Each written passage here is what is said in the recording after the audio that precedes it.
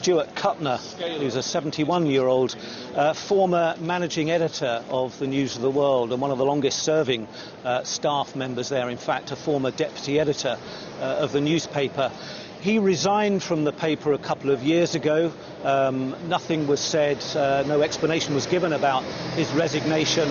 But as managing editor of the newspaper, he would have, if you like, held the purse strings to payments that were made. In fact, Mr. Kuttner, in an interview a couple of years ago, was, I think, the first to admit at the News of the World that Glenn Mulcair, the private investigator who eventually went to jail for phone hacking, was actually on the payroll of the newspaper.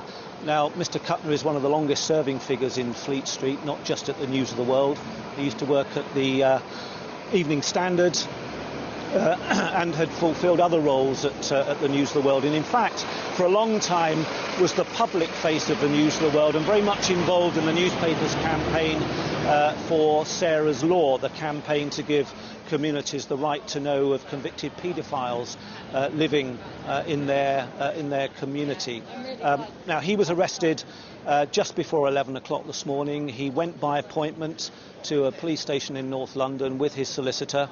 Clearly this had been agreed between his solicitor and the investigators, and he is now in custody, and he is being questioned on two issues, one of phone hacking and one of corrupt payments to police officers in return for information. And he now becomes the 11th suspect arrested in this double investigation. So Stuart Kuttner, 71, former managing editor of the News of the World, being questioned by detectives.